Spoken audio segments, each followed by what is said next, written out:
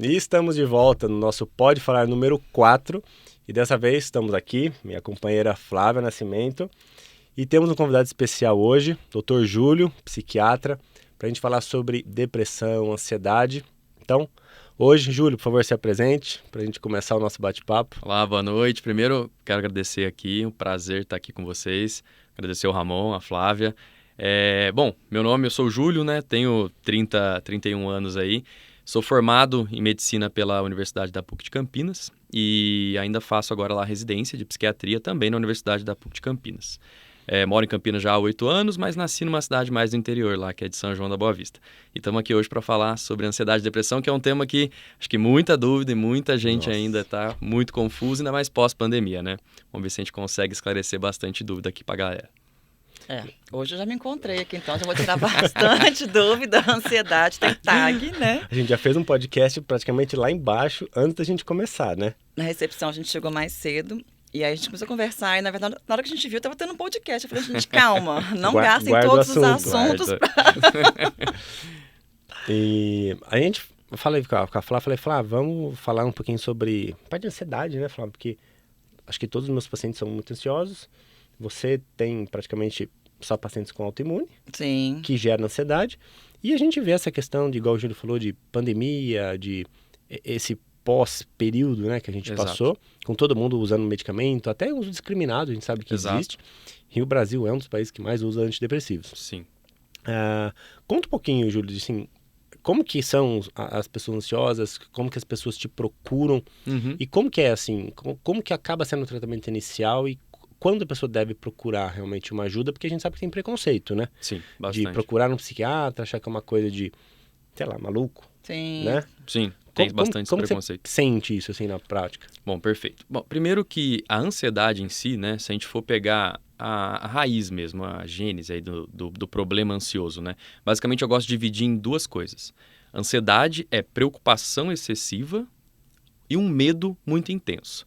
Então, é basicamente essas duas coisas que regem a ansiedade, né? Então, uma pessoa ansiosa é uma pessoa que vai se preocupar de uma forma desproporcional por diversas coisas. Isso aí eu estou falando preocupações do dia a dia mesmo. Preocupações financeiras, preocupações, às vezes, em que algo ruim possa acontecer com ela, preocupação em relação ao relacionamento, coisas que as outras pessoas não se preocupam tanto, às vezes por coisas até um pouco mais sutis, a pessoa se preocupa demais. Então, aquilo fica na mente dela, uma preocupação excessiva. E o medo, né? E o medo intenso. E aí um medo do quê? Medo de algo ruim acontecer. Então, o medo dela sair na rua e ser assaltada, dela sair na rua e sofrer alguma coisa, né? Um atropelamento, alguém vai viajar da família, a pessoa já fica com aquele medo, achando que vai bater o carro e vai sofrer um acidente. Ou medo dela mesma, né? Medo dela ter um ataque cardíaco, medo dela ter algum problema sério de saúde, de morrer.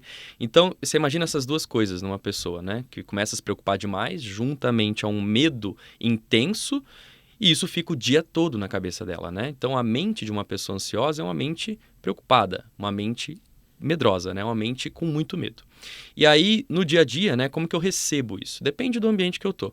Se eu tô no pronto-socorro, por exemplo, eu recebo esses pacientes geralmente dentro de crises mais intensas de ansiedade. Então, a gente sabe que o paciente ansioso, ele tem isso na mente dele, né? A mente dele vive em alerta, né? Mas chegam uns momentos que ele pode ter sintomas físicos de ansiedade. E aí ele fica, coração dispara, tem uma sensação às vezes de desconforto no peito, um aperto, chega a doer o peito, dá uma sensação de formigamento nos braços, começa a ficar com falta de ar, sufocado, e o paciente na hora acha, de fato, começa a vir aquele medo absurdo de morrer. Ele de não ter sabe que é ansiedade. Não faz ideia que está tendo um ataque de ansiedade ali, né? Uma crise de ansiedade. E aí ele fica apavorado, o medo de realmente estar tendo alguma coisa no coração, geralmente é o coração a principal coisa que acontece, ou um AVC, porque geralmente começa a formigar o braço, o paciente acha que está tendo um AVC, um derrame, né? E aí ele vai correndo para o pronto-socorro. E aí ele chega ali no pronto-socorro, muitas vezes ainda no ápice dos sintomas, ou às vezes os sintomas já estão até passando, né? Porque geralmente essas crises têm um tempo curto de duração, né? Duram alguns minutos e passam. E aí esse primeiro atendimento que você faz, geralmente ele é triado já na emergência, dependendo do caso, é feito, obviamente, o descarte de causas orgânicas, que a gente chama, né? Então, por exemplo, se o coração dele está tendo algum problema mesmo ou não, Aí faz os exames que tem que fazer, vê que está tudo normal, às vezes o paciente é jovem, não tem nenhum antecedente que justifique ele estar sentindo aquilo, e aí a gente é acionado, né? O pessoal da psiquiatria é acionado para avaliar um pouco aquele paciente. E aí você começa a conversar com ele, você vê que não foi uma crise de ansiedade somente isolada, né? Esse paciente ele já vem noites sem dormir, a cabeça extremamente acelerada, preocupação excessiva, medo intenso de as coisas acontecerem, já vem há algum tempo. E aí você vê que faz todo sentido aquele momento, né? Então é mais isso que eu recebo no pronto-socorro. No consultório já são os pacientes que passaram no pronto-socorro às vezes, já tiveram crise de ansiedade ou não, ou simplesmente estão muito preocupados e com muito medo, a ponto de começar a não conseguir mais sair de casa, começa a não conseguir trabalhar mais, porque atrapalha, né, a cognição. Então memória, aprendizado, vai atrapalhando. E esse paciente começa a ter prejuízos. E aí ele acaba procurando um psiquiatra, às vezes vai para um cardio, vai para outro especialista, e esse especialista encaminha, fala, melhor se passar num psiquiatra, e aí o paciente chega até mim. Uma coisa já linkando com o que você falou, né? A questão de quando procurar, né? E a gente sempre costuma dizer que a hora certa de procurar é a hora que você achar que as suas emoções, que os seus sentimentos estão começando a atrapalhar no seu dia a dia. Então, se você está tendo prejuízo no trabalho, no seu relacionamento em casa, nas suas amizades, com os seus filhos, se aquilo que você sente, né, aquelas emoções, estão atrapalhando. Começou a atrapalhar no dia a dia, já não está ok. Porque uma coisa é você ser ansioso, que nem a gente estava comentando aqui, né? Tipo, eu sou ansioso, né? Sempre fui ansioso, a gente tem uma personalidade ansiosa, mas até então não me atrapalha. Eu consigo desempenhar minhas funções, eu trabalho, eu estudo, consigo tocar tudo bem, estou dormindo bem, então não é um problema. A partir do momento que isso começa a atrapalhar, gera um problema. Porque quando vem o medo, que você falou, é a associação dos dois. Às vezes até eu posso ter, por exemplo, uma preocupação mais excessiva, né? Tipo, aquela ansiedade que a gente chama de, vou fazer alguma coisa semana que vem, eu já começo a ficar ansioso uma semana antes, e aí eu já durmo um pouco diferente, eu já não consigo dormir. Mas assim, é episódico, né? Sim, é uma coisa, é um normal da pessoa, momento. Exato. As pessoas hoje, acho que você ia falar isso, né? As pessoas hoje costumam dizer que parece que não pode sentir nada, né? A gente tem essa questão hoje em dia. Qualquer coisa, tem que estar tudo lindo, Exato. Vida de Instagram. Vida de Instagram, exatamente. E aí, quando você vai falando os sintomas, né? O medo de acontecer alguma coisa, o medo de um acidente, o medo do futuro, o medo de ficar velho, o medo...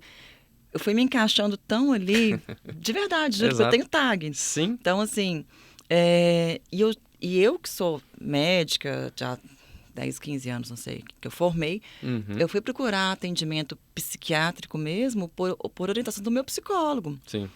Porque a gente estava num momento de terapia e não melhorava, do tanto que deveria melhorar. E aquilo atrapalhava a minha vida no sentido assim, chegava no fim do dia, eu estava exaurida, eu não conseguia fazer mais nada. Eu acho que a ansiedade durante o dia me consumia tanto, mas tanto, que eu chegava em casa, a vontade era de tomar banho e dormir. Exato. Nem de jantar. Então, acho que eu fui me vivendo nisso tudo. Sim. E eu falo que eu sou uma pessoa antes do tratamento e depois do tratamento. Eu não percebia que, às vezes, eu saía de casa às 7 horas da manhã para chegar às 8 no trabalho, para chegar 15 para as 8, que é o que eu gosto de chegar, mas eu pensava assim, nossa, eu estou atrasada. Mas eu não estava atrasada. Aí eu pensava, não, porque se acontecer algum acidente, alguma coisa, eu vou ficar atrasada. Mas na minha cabeça eu estava atrasada. É surreal como é que a nossa cabeça... Já vai antecipando tudo, né? Vai antecipando. E isso vai te atrapalhando, tá vendo? Aí você começa a ter prejuízo no dia a dia. Exatamente. Aí é a hora realmente de tratar. E às vezes você vai pra terapia, que a gente vai comentar, né? Tipo, às vezes nem sempre é com medicação. Às vezes você tem que olhar o entorno do paciente. Então, por que eu tô ansioso desse jeito? Hoje em dia, por que pós-pandemia piorou muito? Porque a pandemia nada mais é do que ela acabou com aquela parte que todo ser humano, todo mundo precisa, que é a socialização, né? Que eu sempre costumo falar. A gente tem alguns pilares importantes, né? Que eu chamo até de escudos protetores, né? Que a gente tem que fortalecer ao longo das nossas vidas. Isso para a gente prevenir doenças, né? Então eu sempre gosto de trabalhar com essa parte da prevenção.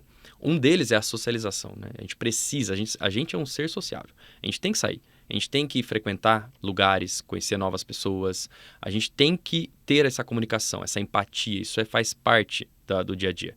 A pandemia acabou com isso, né? Então a gente ficou isolado dentro de casa e não saía para mais nada. E a outra parte, a preocupação e o medo, que é o que a pandemia trouxe. O medo de morrer. Você ligava a TV, só tinha pessoas morrendo, né? Faltando oxigênio, ninguém conseguia vacina. Então você imagina, o medo automaticamente começou a fazer parte de todo mundo. E aí a pessoa começou a entrar dentro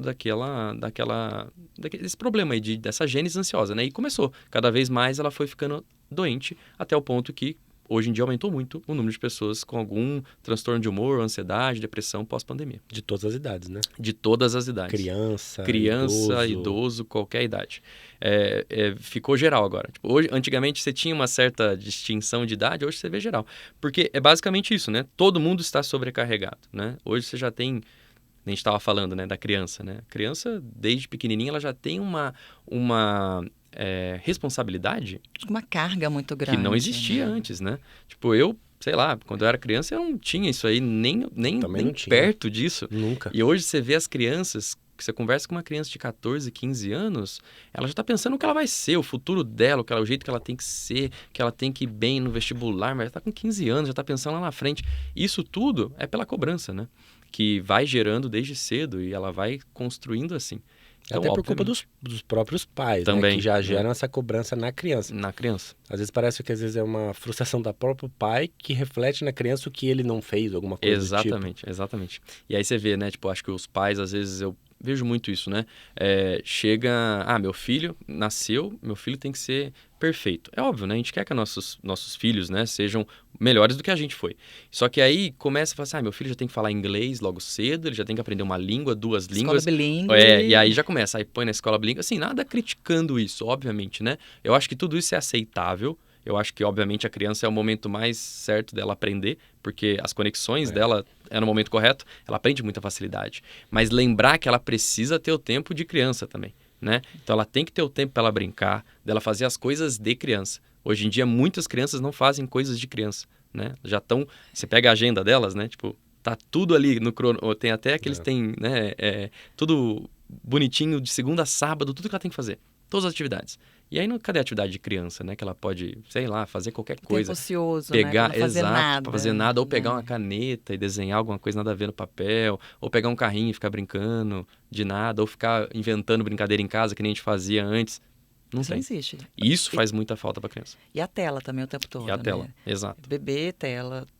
Tá enchendo a paciência. Hoje, assim, e aí não sou mãe, não quero ter filhos, mas eu vejo muito. Para não dar trabalho...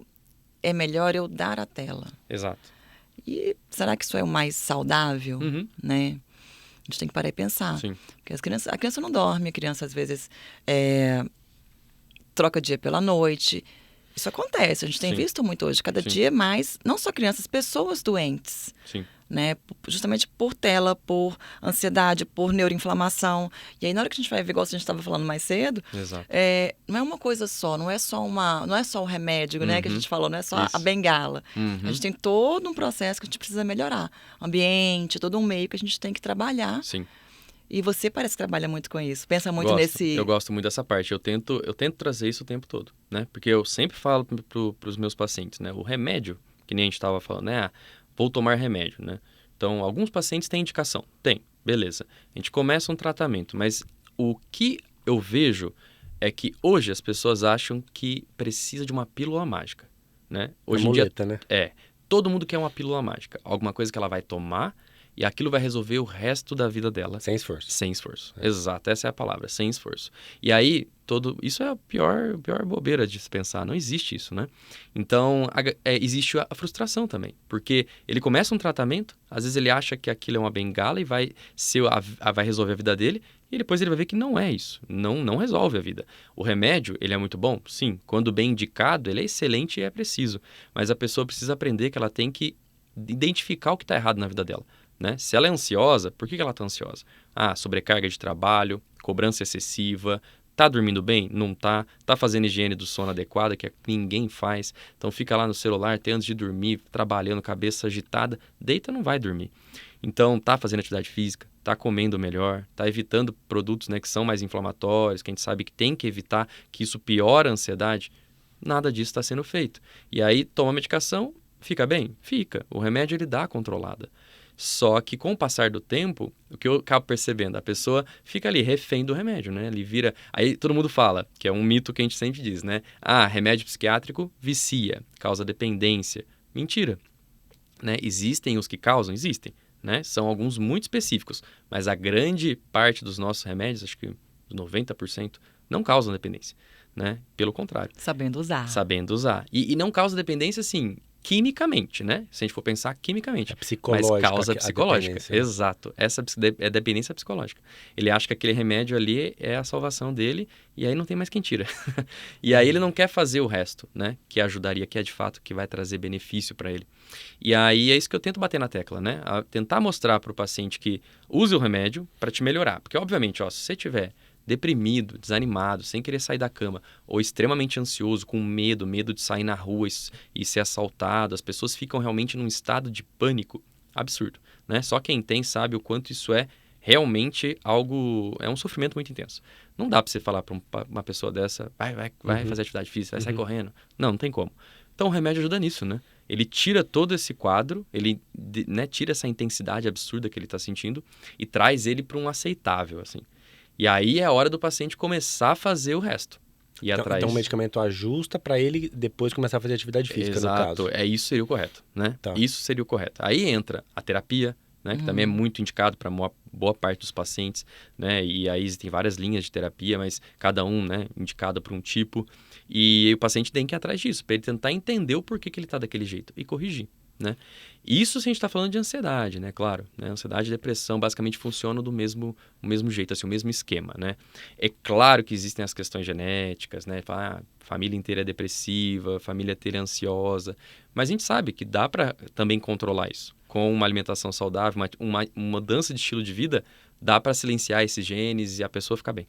Sim. Você falou do que a pessoa, do que torna ela ansiosa, né? Qual que é o gatilho? Elas conseguem identificar? Por exemplo, se é o trabalho, elas têm essa percepção ou não? Às vezes ela precisa de uma terapia para conseguir identificar qual que é aquele problema para ela. Na maior parte das vezes elas sabem de onde estão vindo, né? Tipo, eu recebo muita gente por conta do trabalho, às vezes, né? Então, tipo, o trabalho tá... Ela sabe identificar onde ela tá pior, né? Então, tipo, eu vou pro trabalho, eu fico pior. Então ela sabe que ali tem algum problema. Mas às vezes, Ramon, o que acontece? Por que a terapia? Porque às vezes, o que é que tá ruim nesse trabalho? Será que de fato é a sobrecarga? Então assim, às vezes, tá trabalhando muito. Aí, obviamente, é um problema. Às vezes a pessoa trabalha, sei lá, o tempo correto de trabalho, mas o que acontece? Às vezes ela tem uma certa dificuldade em relacionamentos. Às vezes ela tem uma certa dificuldade em, né, assumir uma certa responsabilidade a mais. E isso, às vezes, vem da própria personalidade dela ou do que ela já conquistou na vida. E aí a terapia é bom nisso, para ela poder identificar o que é que ela não consegue fazer direito ou que ela tá ruim, que tá trazendo ansiedade. Porque a ansiedade vem nisso, né? Ela tenta fazer e não consegue, ou ela percebe que gera um conflito quando ela tenta fazer de algum jeito, e às vezes é aquilo que ela precisa identificar. E tentar criar um comportamento diferente, mudar o comportamento dela, para evitar de ficar ansiosa. E além do que, né, muitas terapias aí, tipo, eu gosto bastante da linhagem comportamental, né, e para ansiedade acho que funciona muito, porque o paciente vai aprendendo algumas coisas, algumas técnicas, né, então técnica de respiração, técnica de pensamentos, a gente tem umas técnicas, tipo, tem uma que chama Calme-se, que eu sempre passo para meus pacientes, então é um passo a passo mesmo, que ele tem que ficar ali treinando em casa para ele colocar em prática e resolve. Durante uma crise. Durante uma crise. Antes de começar a ter uma crise até. Tá. Na hora que ele começar a ver que ele está ficando mais ansioso, tem técnicas. E os pacientes que voltam e que fazem isso sempre dão um feedback positivo, sabe? Falam, nossa, melhorei muito, eu fico ansioso, começo a fazer aquilo, já melhoro. Que legal. É claro que é um conjunto de coisas, né? E se ele faz um conjunto de coisas, ele fica muito bem. É nítido a diferença do paciente que toma só remédio, ponto, do que faz outras coisas. Então, pensa, você falou do tipo de terapia, né? Sistêmica, TCC. Uhum. Tem alguma linha específica, ou não específica, mas que a gente use que tenha maiores resultados? Você falou na TCC. Sim. Para ansiedade. O que acontece é o seguinte, a escassez de estudo também. Por quê? A TCC é a que mais tem estudo. Entendi. A comportamental. Na verdade, não a cognitivo-comportamental, a comportamental como um todo, né? Tá. É o que mais tem estudo, porque é o mais palpável. Então, é mais fácil de você fazer estudo. Então, é o que tem resultado na literatura. Então, as outras, você pega a psicanálise e tudo, você não consegue, é difícil você fazer um estudo científico, né? Tipo, baseado em uma coisa muito subjetiva. E até porque demora, tem psicanálise demora, exato. Né? A comportamental é um negócio mais objetivo, né? Você vai ali no papel, ali na técnica, então você consegue juntar um grupo de pessoas ansiosas e aplicar uma técnica e observar elas nas próximas 6 semanas, como elas vão ficar, e ver o resultado, é muito mais palpável. Então, é difícil até de falar. Então, a gente acaba indicando mais a comportamental, eu acabo indo porque a gente vê que tem estudo favorecendo e que resolve. né? Porque é mais objetivo. Mas não que as outras sejam ruins, né? Pelo contrário, eu acho que depende muito de cada paciente também, o que ele vai se adaptar e do perfil, exato. Se me mandar fazer psicanálise, eu vou falar assim, não, psicanálise não Então, dá, é muito também não longo, teria, demora demais. Mas eu não aguentaria, não. Agora, TCC é ótimo, já fiz. Sim. Todo mundo tinha que fazer terapia, né? O mundo seria muito melhor, fala a verdade. É verdade. Sempre, todo mundo tem traumas, né, de infância ou coisas mal resolvidas que influenciam no dia a dia. Isso com certeza. Vem tudo da nossa infância, né?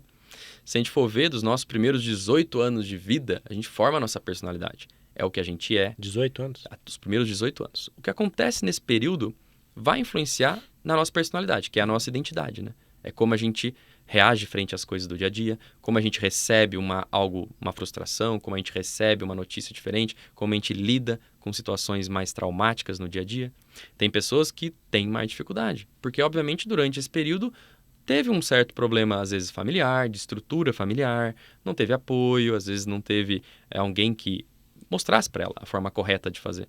E aí, obviamente, a hora que ela assume uma vida adulta, que ela vai pro dia a dia, vai bater a cara ali e assumir responsabilidades, isso começa a aparecer mais. Então, e aí, obviamente, começa a vir todas as questões que a gente está falando. E a pessoa vai entrando num looping ali.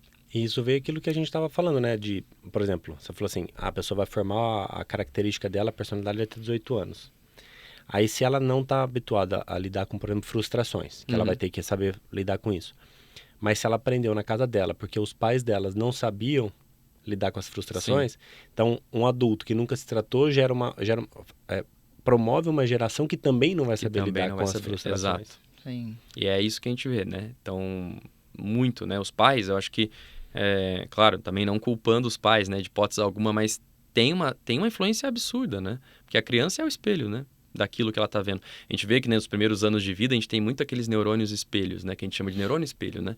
Que é basicamente a criança copia muito o que o adulto faz, né? Então, a criança vai lá e se veste igual o pai, né? Se veste igual a mãe. Por quê? Por causa desses neurônios espelhos. A gente quer copiar alguém que está com a gente. E aí, se você copia isso, se você vê isso acontecendo o tempo todo, então, né? Pessoas que não sabem, os pais que não conseguem lidar com a situação, não põem limite, brigas. Então, tudo isso neste ambiente, a criança vai começar a ter um medo. Por exemplo, você imagina uma criança ali com seus 10 anos de idade, com pais que têm uma relação muito conturbada, que tem muita discussão, briga, às vezes com questões de substância no meio, álcool, drogas. A criança ali no meio, ela sente medo, né? Então, ela vai desenvolver aquele medo frente a pessoas que deveriam estar protegendo. Então, agora, obviamente, quando ela fica mais adulta, esse medo pode ser interpretado de outras formas, né? E aí tudo isso contribui com certeza para os quadros de ansiedade, depressão e tudo que ela passa ao longo da vida. Com certeza, né? Isso a gente vê muito prático, é muito prático isso. E a gente vê muito, a gente que lida com autoimune, né? O gatilho, lógico que não foi o único gatilho, mas um gatilho maior, digamos assim, começar logo após um estresse muito grande. A perda de um parente, uma separação, a perda de emprego. Né? Então, a gente percebe muito esse eixo mesmo. E aí começa a abrir a caixinha, né? O baú se abre e aí começa a vir toda aquela parte de passado. A doença em si, às vezes, a pessoa sabe ressignificar a doença, ela consegue tirar algo bom daquilo. Sim, né? Com certeza. Então, talvez aquilo foi eu falo para os meus pacientes assim, olha, a doença ela não é o problema. Ela está ali por algum motivo. Se você souber qual o motivo e trabalhar em cima dele, você vai sair muito maior e muito mais forte daquilo. Sim. Né? E a doença mental, se a gente for pensar assim, saúde mental, está totalmente envolvido com a nossa autoimune. Sim, né? Com certeza. E você falou de gatilho. A gente está falando, às vezes, de gatilho muito psicológico. Mas tem gatilho fisiológico, né? A pessoa, por exemplo, da alimentação. Quantas pessoas... É que a nossa realidade é um pouco diferente. Porque, por exemplo, eu só atendo pessoas que já se preocupam com a própria alimentação. Sim. Mas às vezes a pessoa cai lá para você. Ou cai num reumatologista para tratar uma artrite. Muitas vezes ela nunca viu uma relação direta entre a alimentação e a depressão, a artrite reumatoide. Até porque isso às vezes não é muito bem divulgado, né? As pessoas ainda não acreditam nessa relação. E toda aquela questão da inflamação sistêmica, intestinal, uma desbiose, uma SIBO, por exemplo, desequilibrando tudo aquele bioma, vai aumentar a neuroinflamação como uma consequência. Exato. Então, às vezes, a pessoa, por exemplo, ela não tem depressão. Só que isso pode ser como se fosse um start, né? Exato. Para que comece a desenvolver tudo aquilo. aí começa a ter neuroinflamação, aí vai virando uma bola de neve. Uma bola né? de neve, exato. Então, não tem como tratar também por exemplo, vai usar um medicamento, vai fazer o tratamento, tá com o terapeuta, mas se não se alimentar da forma correta, não fazer uma atividade física, que as pessoas ainda insistem em não treinar, não funciona. Não consegue desmamar do medicamento, né? Exato, e aí essa é a grande que a gente estava falando, né? Tempo de tratamento, né? Quando a gente fala, vamos pensar num tempo de tratamento até para o resto da vida, os pacientes às vezes demoram para procurar ajuda porque tem medo de começar um tratamento e nunca mais parar. Então eu sempre falo, não, pessoal, calma. É claro que isso vai variar do diagnóstico do paciente, do antecedente que ele tem, tanto pessoal dele quanto familiar, né? Mas via de regra, uma ansiedade, né? Um paciente que tem lá um transtorno de ansiedade generalizado, um TAG, um paciente que tem ali um primeiro episódio, começou ali agora, faz 1 ano, 2 anos que ele tem aquilo, ele começa um tratamento, né? A gente começa com antidepressivo, que é a primeira linha, né, de tratamento, o paciente ficou estável, a gente aguarda ali 6 meses a 1 ano de estabilidade. O paciente ficou estável nesse tempo, não teve mais recaída, a gente consegue já começar a tirar a medicação, a desmamar, né, de forma devagar, né, lento, e tirar. Só que qual que é o grande problema? É isso, né? Aí o paciente não fez nada daquilo em volta, né? Então não trocou o estilo de vida dele, né? Continua se alimentando mal, dormindo mal, comendo mal. Qual que é a tendência? Passa um tempo, ele começa a ficar ansioso de novo. Aquilo começa a atrapalhar de novo a vida dele, ele volta para o psiquiatra. Aí ele volta a tomar remédio novamente. Aí ele percebe que, aí ele começa, muitas vezes ele faz a associação. Foi o remédio, tá vendo? Eu parei de tomar e fiquei. Só que ele esqueceu que o resto ele não fez nada.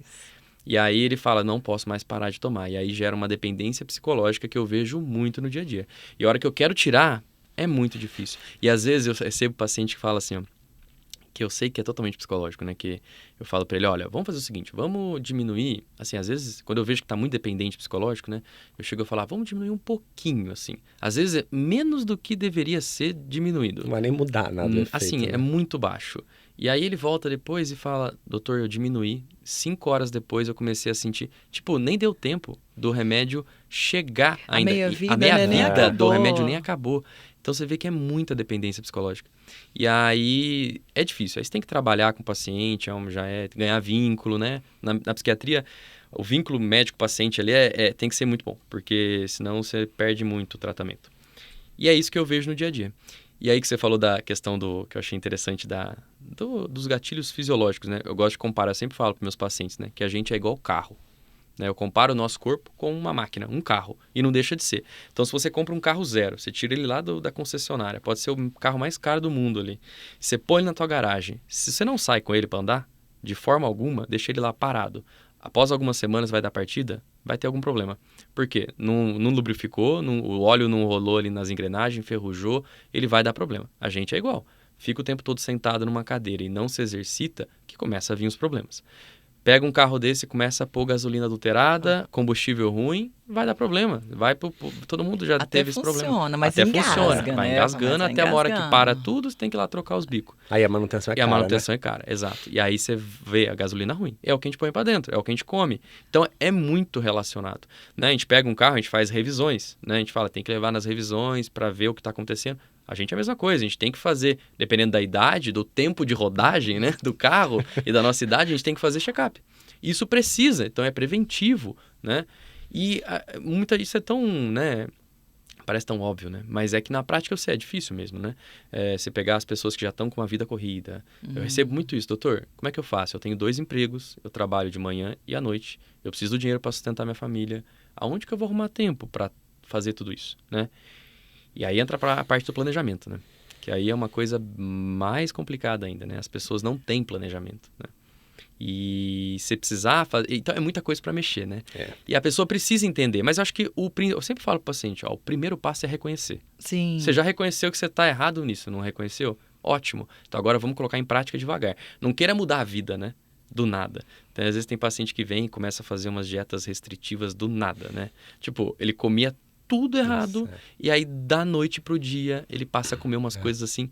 É óbvio, a chance de dar errado é grande. É enorme. Sim. Porque é a mesma coisa. Eu falo assim, se não adoeceu de ontem para hoje, não melhora de hoje para amanhã. É um processo. É um processo. Né? E aí você está falando de intestino, né? Intestino-cérebro. Essa semana eu li um artigo de fibromialgia falando que nas pacientes, ou pacientes homens, né, fibromialgicos, eles têm uma desbiose intestinal e você tratando essa SIBO, Uhum. você tem melhora da doença. Sim.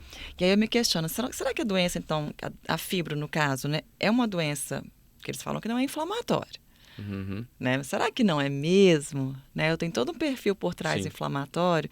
E aí, nesse artigo questionava, será que a SIBO, ela foi a causa da doença ou foi a doença que causou a SIBO? Exato. Né? Então, o que a gente sempre fala, base, exercício, alimentação adequada, manejo do estresse, isso não pode faltar em nada, em nenhuma especialidade, nenhuma parte da vida. Parte. Né? Eu acredito muito mais que a SIBO tenha desencadeado o restante. Sim, faz sentido. Faz muito mais sentido, eu acho também. Até porque tem até muita questão, tanto neurológica quanto também cardiovascular. Toda vez que você tem esse aumento, por exemplo, tem lá o desequilíbrio do bioma, você aumenta a permeabilidade do intestino. Exato. Existe um componente na parede celular da bactéria que é o LPS, o lipopolissacarídeo. Quando ele transloca, ele adentra por essa permeabilidade, ele gera uma neuroinflamação alta, aumenta o risco cardiovascular. Então, assim, o tratar o intestino não é uma opção, é uma obrigação. É uma obrigação. Isso tem que ser feito. E eu falo que tem que ser feito no começo do tratamento. Uhum. E não é usar probiótico. Pelo amor Isso de vem Deus. inicialmente pela alimentação. Você pode usar o probiótico, você vai até piorar o quadro em algumas vezes. E você falou uma questão de ansiedade, eu vejo muito também das pessoas hoje usando abusivamente bebidas estimulantes. Uhum. Então você pega aquela pessoa ansiosa. Quantos cafés seus pacientes bebem por dia? Os meus bebem uns 5, pelo menos. Às vezes Pelo menos. associado ao energético. Exato. Sim. Eu peguei um paciente energético mais café. Uhum. Falei, acabou. Energético já acabou, já cortou. Não só o estimulante, açúcar. O e corante por aí. que tá ali. Não dá. E eu até falei disso na aula da pós-graduação. Quando você começa a aumentar muito esse consumo de estímulo, de norepinefrina, de adrenalina, dependendo da pessoa, se ela já tiver ali uma ação da Conte, que é um medicamento que vai degradar essa catecolamina mais lenta, você vai começar a aumentar muita norepinefrina, adrenalina. Isso vai aumentar a resíduo de amônia lá no cérebro. Uhum. Gente, a amônia é muito neurotóxica. Exato. Isso vai destruir a longo prazo. Você acaba com o seu sistema nervoso. Então, às vezes, eu falo assim, eu estou perdendo memória, tenho Alzheimer. Não, você não tem Alzheimer. Você está destruindo o seu cérebro aos poucos, porque você está consumindo talvez um excesso de bebida estimulante. Aí junta a pessoa ansiosa que já aumenta a neuroinflamação. Aí está bebendo café, que deixa mais ansioso e aumenta a degradação. Quando você vê, é uma bola de neve, uma bomba atômica que você tem que desarmar. Exato. E você vê que é difícil você chegar e falar isso para a pessoa, né? Porque ela, hoje em dia, né, a questão do imediatismo é muito, muito importante, né? Eu vejo muito isso no meu dia a dia, né? Tudo que requer um mínimo de esforço é sacrifício para as pessoas, né? E por que a gente está num mundo desse, né? Obviamente, tem várias coisas que justificam, né? Você olha, hoje o tempo de resposta para qualquer coisa é milissegundos aí, não é nem segundos, mas é milissegundos. Então é Instagram, internet, o tempo todo, informação para lá, para cá. Você joga lá, você recebe um monte de coisa, boas e ruins ao mesmo tempo. E aí as pessoas ficam perdidaças. Só que isso faz a pessoa ficar cada vez mais ansiosa e querer ser mais imediata. E aí ela vai atrás das coisas mais simples, né? Então, eu preciso ficar acordado, vou tomar café. Preciso ficar acordado, vou tomar energético. Ela não quer entender por que ela tá com tanto sono assim, né? Por que ela precisa tanto ficar acordado? Porque assim, normalmente é normal, você tem que ficar acordado mesmo. De dia para ficar acordado, né? À noite para dormir. Então, imagina que ela quer saber o que tá errado, ela quer... E aí chega à noite e não dorme, aí toma remédio para dormir. Aí eu vejo muito hoje o uso indiscriminado de benzodiazepínicos, né? Que é o Rivotril, que é o clonazepam, diazepam, promazepam. Esses da família do PAN aí, né? Que são remédios que esses sim causam dependência. Né? Então, eles sim, não, sem dúvida. Um uso prolongado gera tolerância. Então, o paciente, a mesma dose não vai fazendo efeito. Aí ele chega para mim e fala, nossa, eu dormia com um comprimido, hoje tem que tomar 2. Aí daqui a pouco 3, daqui a pouco 4, tomando doses absurdas. E se ele ficar um dia sem tomar, ele sente muito mal. E é uma abstinência mesmo, porque aquilo gera dependência. E isso é passado a rodo. Você vai em vários médicos e vai passando. E assim, tem uso certo? Tem, né? Você pega ataque de pânico, paciente que tá ali tranquilo, que nem a gente aqui tá conversando, de repente começa um paciente do nada, sem nenhum estímulo assim que desencadeou, ele começa, coração dispara, dor no peito, ele acha que vai morrer. Nesse momento, um benzodiazepínico é a salvação para ele. Mas faz efeito tão rápido assim? Tem os sublinguais, né? Que a gente passa, por exemplo, para pacientes que a gente já faz o diagnóstico, né? Que tem isso. Tem o sublingual, que é muito mais rápido a ação. Ele põe debaixo da língua, em poucos minutos ele já começa a fazer efeito e ele vai se sentindo melhor. Então, tem o uso, certo? E aí também tem a questão não só do momento da crise, mas do uso, por exemplo, que a gente faz de um que tem a meia-vida um pouco mais longa, a gente faz à noite. Então, o paciente, por exemplo, já não está dormindo muito legal. Então, ele toma à noite. Ao longo do dia, esse remédio ainda está fazendo efeito. Então, reduz as crises de pânico, reduz os ataques de pânico. Então, ele vai deixar de ter. Só que isso é apenas momentâneo, até o tratamento adequado, que é com antidepressivo, começar a fazer efeito. Porque a gente sabe que tem um gap ali, né? Demora um pouquinho para começar. Então, nessas 2, 3 semanas iniciais, que o paciente vai ficar tomando remédio, mas o remédio ainda não está fazendo tanto efeito, ele usa esse benzodiazepínico para ele não ficar sofrendo desse jeito. É um tapa-buraco. É um tapa-buraco. No momento certo. Até aí, tudo bem. Depois o remédio fez efeito, ele para de usar, acabou. Só que aí o pessoal começa a usar, igual você falou, que é a coisa mais maravilhosa que existe, né? Você falar, quero dormir, toma um negócio e pá, apaga, né? Isso a gente vê muitas pessoas, pacientes até dá sorriso, né? De tomar remédio assim. E aí vira uma dependência psicológica e também química. Eu fico imaginando, imagina pegar essa galera de hoje, assim, 18 anos, a galera do Instagram, colocar lá na época dos nossos avós, onde mandava carta, demorava 7 dias para chegar uma carta para receber. Nossa, Telegrama. Na telegrama. Que era rápido. Nossa, o povo... Telegrama era rápido. O povo morria. Ninguém Morria. consegue mais esperar, Não né? tem como. Não consegue mais. Eu não sei, acho que agora nem tem mais jeito isso, né? É inviável. Não, As eu pessoas às vezes surtam. eu fico assim, eu viajo muitas vezes, eu pego o Waze, deixa eu ver quanto tempo dá, tá? Aí eu lembro do meu pai, às vezes, a gente pegando mapa na época. Eu falei, nossa, que sofrimento. Falei hoje com vocês hoje. Meu ex, antigamente, quando eu tinha meus 18 anos, tinha acabado de tirar a carteira, eu tinha que chegar num lugar que eu não sabia onde é que era. Eu pegava, eu não lembro se era o Google ou se era como é que chama aquele negócio? GPS, eu não me lembro. Não me lembro se era o que era. Eu sei que eu ia anotando assim numa folha. Virar tal rua, 3 ruas à direita, depois a segunda à esquerda. E eu ia olhando isso até chegar. Esse era meu ex na época. Era assim. Se contasse errado. Se contasse Já errado, era. tava perdida. Porque assim, eu nunca mais voltava pra casa. Nossa Senhora. É difícil. E você vê que isso, são facilidades, né? Da Sim. vida. Mas que isso gera muita gente, né? A gente tá tudo mais A gente fácil. não tá sabendo usar. Não sabe usar, exato. É um caminho sem volta. Se for É um caminho sem volta, né? É um caminho sem volta. É o que a gente vê ultimamente, né? Que eles falam, o psiquiatra é o que vai ter mais trabalho ao longo da vida. E por quê? Porque por causa disso, né? As pessoas estão adoecendo mesmo por conta disso. É uma bola de neve, isso vai passando para os filhos e vai ficando. Se a gente não tiver uma conscientização disso o mais rápido possível, né? Vai adoecer mesmo. O pessoal vai virar um mundo doente, né? Que já está, né? Já está. Já está. Só vai piorar. E álcool, Júlio? Tipo, piora tanto, assim, uma pessoa ansiosa? Existe uma dose segura para a pessoa, teoricamente, usar para não desencadear mais ansiedade? Nem considerar-se interação com o medicamento, pensando na ansiedade em si. Sim. Essa pergunta é a que mais chega no meu consultório, né? Tipo, a hora que eu começo a passar um medicamento, a primeira coisa que o paciente fala posso beber?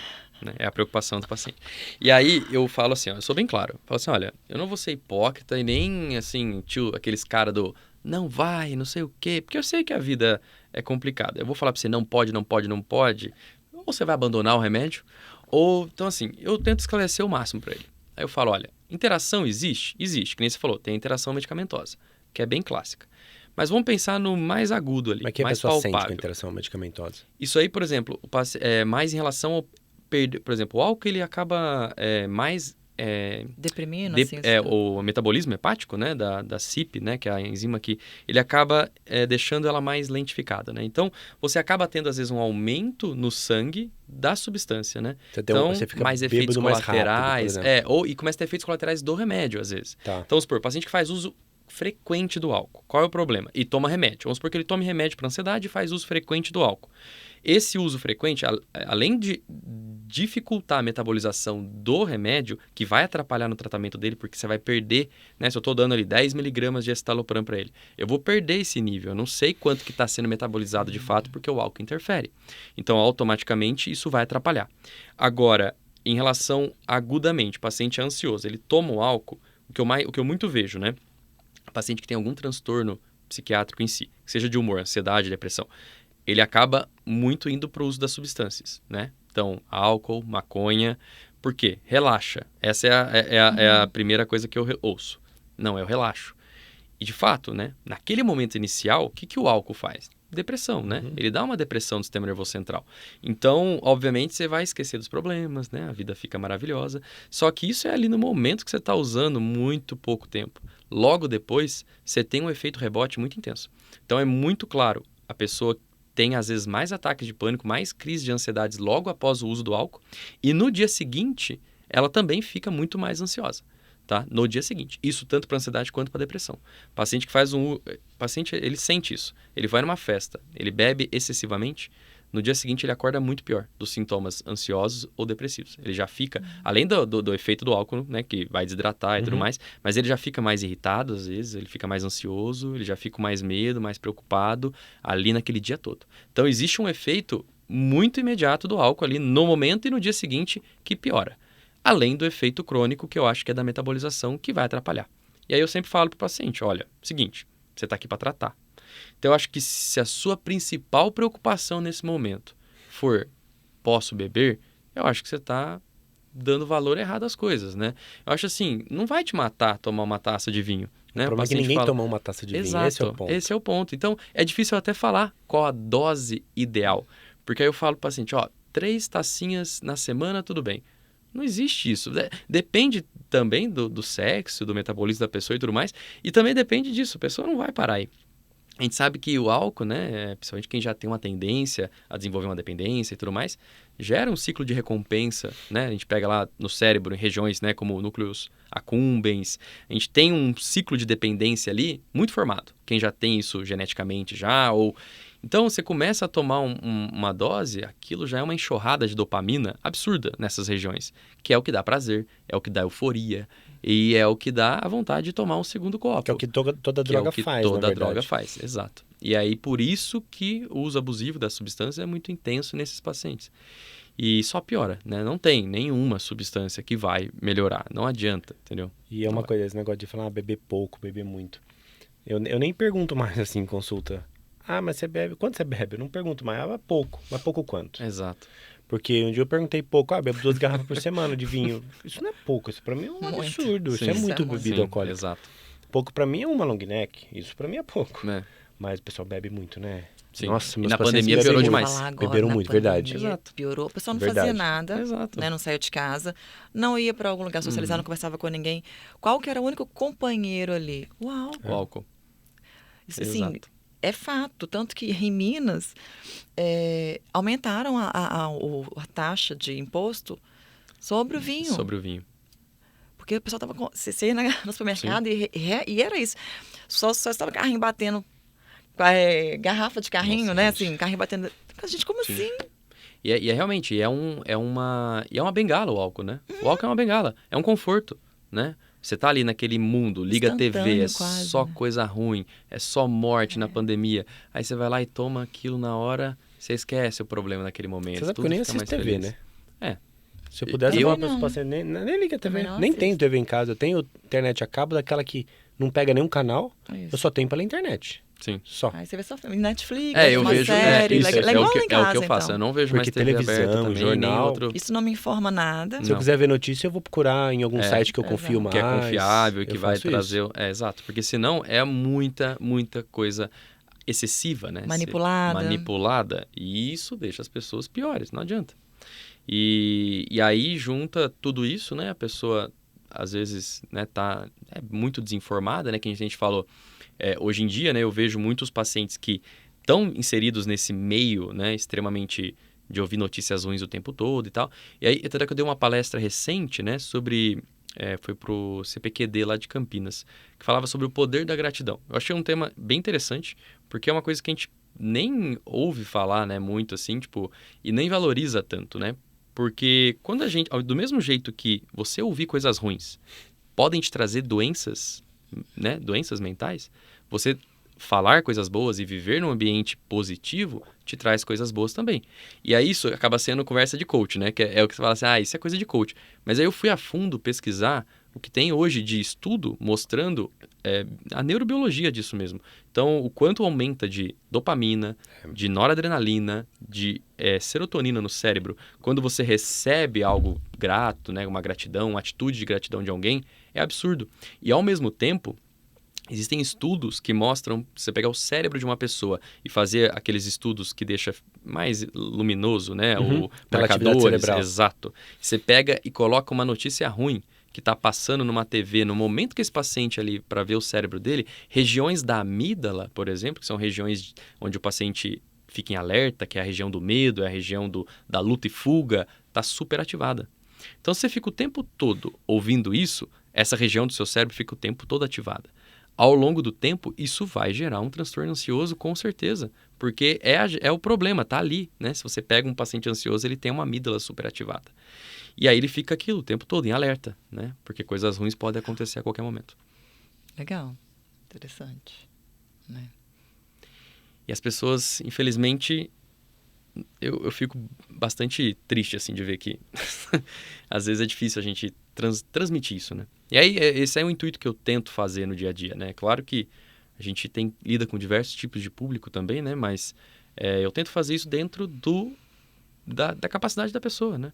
Não precisa ter dinheiro também para fazer isso, né? A gente fala assim, eu não tenho dinheiro. Uma atitude. Mas são atitudes que às vezes não gasta nada, sabe? Não, e a gente fala, hoje em dia, a gente falou da alimentação, eu falo, porque eu sou nutricionista, obviamente, Sim. mas comer bem é caro. Não. Gente, não é caro. Fast food é Não caro. é caro. Fast food é caro. Exato. Você vai comer um lanche ali na esquina, isso é caro. Uhum.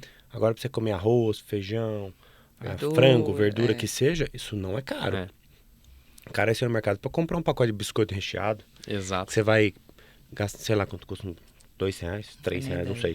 Que você vai acabar com uma sentada, como muita gente faz. Uhum. Aí você come um por dia, um por semana, vê quanto você tá gastando no mês. Aí acaba sendo caro. Fala, mas fruta é caro. Gente, você não tem que comprar fruta importada. Qual fruta que a gente tem aqui no Brasil que é barato? Mamão, banana. Pega as frutas da época, né? Que vão Gente, tá mais não é baratas. assim também.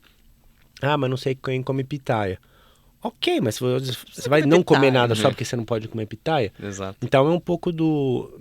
Não busque a perfeição, busque o que você pode fazer com aquilo que você tem no momento. Sim. E isso eu acho que é o mais importante. Mas às vezes as pessoas usam isso também como desculpa, assim. É. Pela personalidade da pessoa, Exato. tudo assim, mais isso, mais aquilo, mais aquilo. Não, mais o quê? Quem não quer fazer, dá É desculpa. um Exato. perfil, e é exatamente. inconsciente isso. Inconsciente, É. inconsciente, É um perfil. totalmente.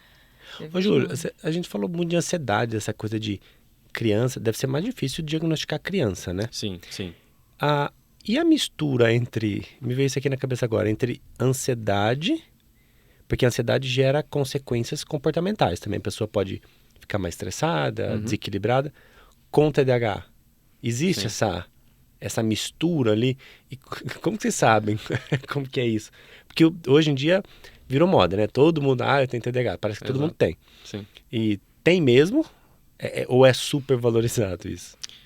As duas coisas. Tipo, eu noto que mais vezes eu faço mais diagnósticos de TDAH no meu dia em adultos, né? Porque assim, adulto é mais difícil de fazer diagnóstico de TDAH. Ah, é? Né? Criança é mais fácil, geralmente porque ela é mais sintomática. A criança, ela, por exemplo, o homem, né, o menino, ele vai ser mais impulsivo, ele vai ser mais agressivo, ele vai ser mais inquieto. Então, isso são coisas que são notadas na escola, por exemplo. A professora chama os pais porque ele quer brigar o tempo todo, ele é impulsivo, ele não para quieto, então isso chama atenção. Ele destoa dos outros alunos. Então, quando o TDAH já está mais, não é bem leve, mas já é moderado grave, ele chama atenção. Quando é criança, você olha e fala, beleza, dá para saber, é TDAH.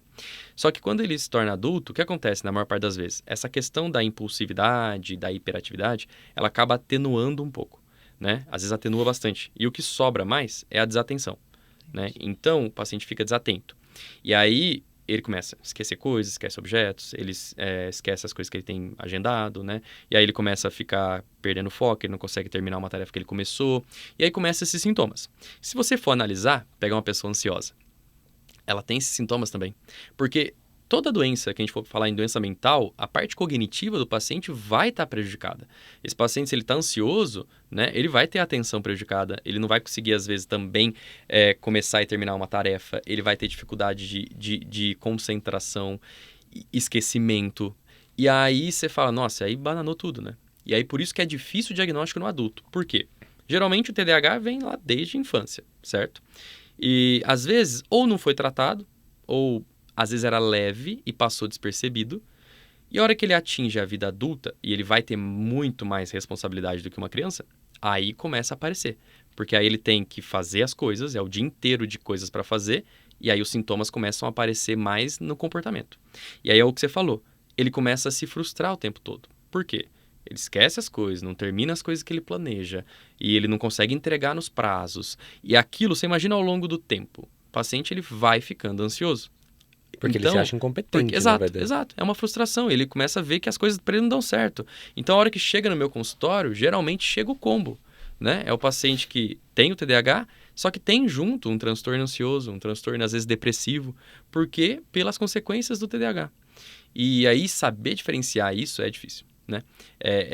Não é tão simples. Então, assim, uma consulta não dá, né? Às vezes... Porque você tem que saber o histórico prévio. Às vezes o paciente não lembra da infância, porque às vezes a infância ajuda muito. Às vezes ele não lembra, às vezes não tem familiar para contar. Então fica difícil. E aí o tratamento, que você fala, vou dar um psicoestimulante para alguém que é ansioso, vai piorar a ansiedade? Então a gente fica... Vai, né? Vai piorar. Então, até que é um efeito colateral que pode acontecer. Então, nesses casos, né, existem diversas formas de tratar, né? Mas se a gente for ver o que eu gosto de fazer, né? Basicamente. Quando o paciente chega para mim, eu tento, às vezes, tratar melhor a parte ansiosa, o transtorno de humor dele inicial, dou uma estabilizada nisso, para depois começar a tratar o TDAH. Para o tratamento do TDAH não piorar muito o quadro ansioso e aquilo misturar muito. Porque são estratégias conflitantes. Né? São conflitantes, exato. E aí, ou quando o paciente é muito sintomático, assim, que o negócio está demais, eu acabo entrando com as duas medicações ao mesmo tempo, mas desde que eu tenha um controle mais de perto desse paciente, para ver se ele não vai piorar muito. Então, são coisas diferentes, né? Porque o estimulante vai piorar a ansiedade e o antidepressivo não vai tratar tão bem o TDAH. Então, você precisaria dos dois, né? Então tem muito essa associação. E é muito difícil de fazer diagnóstico, sim, e eu vejo muito no consultório hoje no dia a dia, né? Basta você começar a prestar mais atenção, que começa a aparecer mais pacientes que estão com dificuldades de planejamento, de concentração, e aí estão tratando o tempo todo como ansiedade, o negócio não vai, e está patinando. Aí você começa a cavar, você cava, você vê. Esse paciente é mais impulsivo, ele tem uma irritabilidade estranha, aí você começa a buscar lá atrás, aí você fecha o diagnóstico. Aí você começa a tratar o paciente melhor, dá água pro vinho. O que tem mais? Ansiedade ou TDAH? Mais ansiedade. Ansiedade, Não, sem dúvida. Ansiedade, transtorno ansioso depressivo é o que mais tem, né? Tanto é o que 90% assim, do consultório que vai chegar lá é isso. Ou é ansiedade ou é depressão. E aí dentro da ansiedade tem vários tipos de ansiedade, né? Que nem eu falei, tem o TAG, tem as fobias, tem o TOC, que não é tanto dentro da ansiedade, mas também tem o fundo ansioso. Então tem vários diagnósticos. Mas as síndromes, né? As esferas, é ansiedade e depressão, que é o que rege o caminho. E muda, tipo, o que tem mais? Homem ou mulher? Equivalente? Depende também, né? Tipo, a ansiedade acaba sendo parecido, né? A depressão depende muito da faixa etária, né? Então, mas hoje em dia eu acabo recebendo bastante. Um pouco, se a gente for ver, é mais comum, mais prevalente na mulher, tá? Mas eu vejo os dois ao mesmo tempo. Será que não é porque a mulher se cuida um pouco mais? Eu acho que Exato. a mulher ajuda primeiro. Tem o homem essa é mais questão. preconceituoso para procurar ajuda. A gente tem essas questões. Quando a gente vê essas prevalências, né? A gente sempre questiona isso. Tem essa questão da procura. A mulher, ela tá muito atenta, né? Ela vai no ginecologista desde cedo. Né? O homem não frequenta um urologista. Não vai. Né? Tipo, nunca vai. Só vai quando o negócio tá muito ruim. Existe um preconceito gigantesco em relação a isso. E aí é exatamente isso que você falou. Eu vejo muito mais mulher por conta disso. E aí o preconceito, né? Que piora ainda mais, né? Porque a mulher às vezes até liga um pouco menos. Eu vejo que as mulheres ligam menos. Às vezes os pacientes... Isso é mais uma percepção minha, né? Quando eu vejo, às vezes, aqueles mais encanados, quando senta na minha frente, é homem. Quando senta na minha frente, é os mais encanados com preconceito, assim. Tipo, de achar o que os outros vão falar, que ele vai começar a tomar remédio, que ele é louco. E isso, às vezes, era motivo, né? Eu sempre falava assim, isso já era, né? Acabou, né? E não, eu vejo muito ainda, né? É incrível de ver pessoas, assim, né, formadas, que têm acesso à informação ali o tempo todo, ainda com esse preconceito. E vem, às vezes, por causa da família, né? Porque a família o tempo todo ficou ali falando que, não, psiquiatra é coisa de louco. Psiquiatra é tipo aquele que a Mas gente vê nos filmes. antigamente. Exato. Antigamente tratava as doenças psicóticas, né? Então você vê o esquizofrênico. Aí a gente está falando de outra classe, que não inclui nada. É claro, o que a gente está falando aqui também faz parte, mas é bem diferente, né? Então você está falando de um esquizofrênico, de um transtorno bipolar, um paciente que adoece de uma forma diferente, né? Esse paciente antigamente era isso que o psiquiatra tratava, né? E aí você via aqueles manicômios, né, de antigamente, que o paciente ficava lá o tempo todo, né, tinha aqueles eletrochoque que hoje em dia o pessoal, né, eu vejo muita gente falando bobeira por aí, dizendo que tratamento de choque é ditadura e não sei o que, e não sabe o mínimo do que está falando, né, que hoje em dia a gente vê que o tratamento, né, que é o existe. A eletroconvulsoterapia é um excelente tratamento para casos de refratários à medicação e depende muito, né? Por exemplo, uma depressão psicótica, às vezes, um paciente que é esquizofrênico refratário. A eletroconvulsoterapia salva. Às vezes a gestante, né? A mulher que não pode tomar medicação porque alteraria o feto, a eletroconvulsoterapia salva ela num quadro psicótico, por exemplo. Exato. E a gente vê muito isso, né? Que nem lá em Campinas, quem faz isso é a Unicamp, basicamente. Aqui em São Paulo tem outros lugares, né? Mas os pacientes que vão fazer, né? Hoje em dia não é nada daquilo que via antigamente, né? Por que o pessoal ficava com medo? Porque antigamente não tinha Exato. Hoje em dia é um ambiente super controlável. Não tem dor, é indolor. Né? O paciente tem ele fica um pouco dormindo, né? Você dá um sedativo, ele dorme, e a quantidade de amperes, né, não vai causar dor nem nada, e o paciente levanta e no mesmo dia vai embora, né? Ele faz, levanta e vai embora. Tipo, é totalmente, assim, indolor. E o pessoal eu já vi pessoas de renome na mídia falando, né, que isso é ditadura, que não sei o quê, e não sabe o que tá falando, sabe? Isso, tá vendo? Isso atrapalha as pessoas. Sim. Porque você vê pessoas de renome que às vezes têm uma influência, falam uma coisa dessa sem saber, e a pessoa fala, tá vendo? Tá vendo? Sabia. Essa é a parte ruim da rede social, né? Exato. Da internet, porque difunde tudo, o que é bom e o que é ruim também. É o que eu falo, o paciente, não só, né, rede social, tudo, Google, por exemplo. Você coloca ali o que você quiser. Exato. E aí eu que tenho que decidir o que eu vou pesquisar, o que eu vou olhar, né? Então, não só culpa do outro, mas da gente também. Sim. Trazendo para mim. Eu vou jogar ali um monte de coisas. O que ali está correto? E eu vou pegar, fazer um refinamento daquilo e aceitar o que eu acho que é correto. Então, por isso que essa rede social que a gente fala que está errado, a gente não está sabendo usar. Exato. Sabe? A gente não está sabendo usar, porque isso depende da gente também. A autorresponsabilidade de saber o que pode e o que não pode fazer, né? O que deve e o que não deve fazer, né? Exato. E eu sempre falo para os pacientes, e sempre estou dando essas dicas, né? Eu falo, pessoal, tudo bem, ter dúvida, todo mundo tem dúvida, é normal. Procura o especialista para sanar a sua dúvida, né? Quando teu carro quebra, você não leva no mecânico, você não leva no açougue, né? Vai levar no açougue? Mas quando fala de saúde, o pessoal leva no açougue. Exato! Aí você fala de saúde, escuta o que o vizinho falou, escuta o que um cara que não é nem da área da saúde está falando, né? Escuta pessoas aleatórias e não vai no médico, né? Ou às vezes vai no médico e ainda nem dá a importância que o médico está falando. A pessoa está ali, estudou para aquilo, né? A pessoa tem informação para aquilo. Então ela está sabendo. Então, se você tem dúvidas, tem receio, eu sempre falo, vai e conversa, seja direto com o seu especialista ali na área que você está indo, né? E tire suas dúvidas, para você entender melhor. Você sabe que eu falo muito para meus pacientes, não chega para mim tantos pacientes depressivos, chega, mas não é a causa ali principal, mas chega muito com dor e tudo mais. E muitas vezes as pessoas falam, eu não quero usar remédio, tá lá, morrendo de dor. Falei, gente, o medicamento ele tem a aplicabilidade dele. A gente não pode ser preconceituoso e achar que nunca vai usar, e nem usá-lo como uma muleta para não fazer as outras coisas.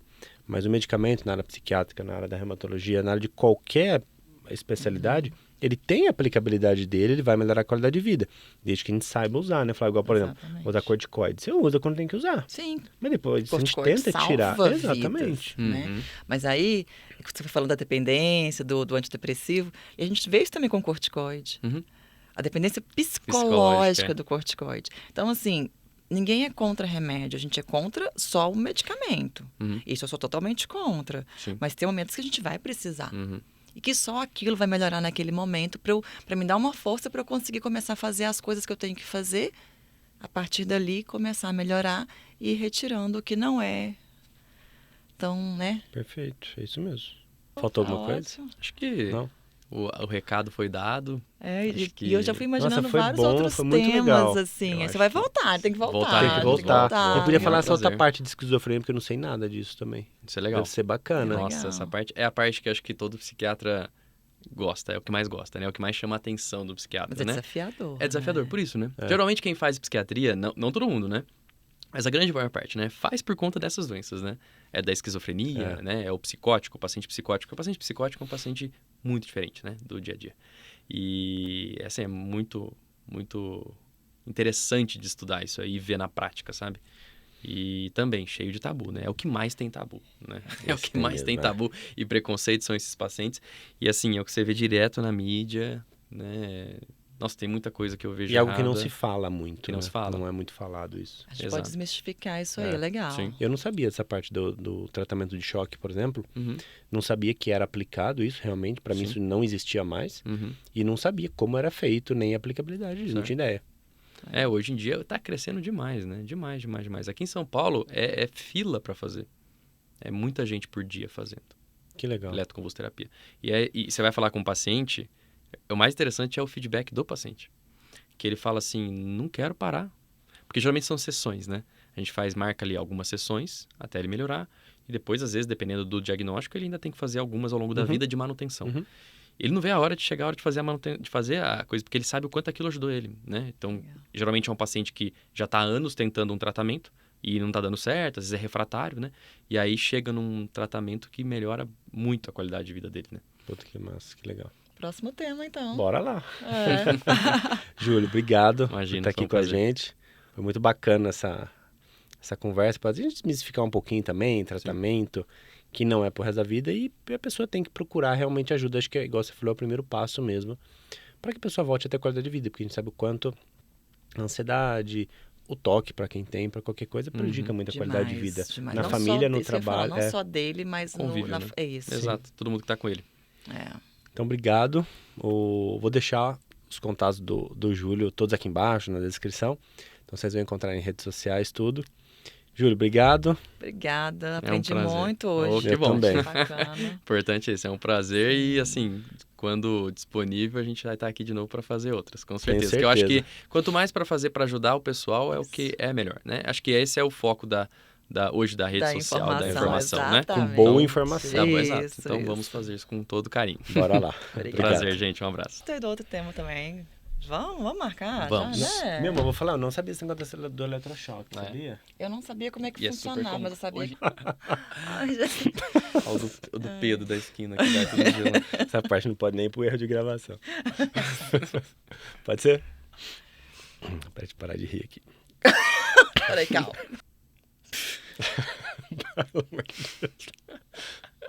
É só na hora da aula que eu fico triste. Tudo bem, não, tudo ótimo. A Flávia tá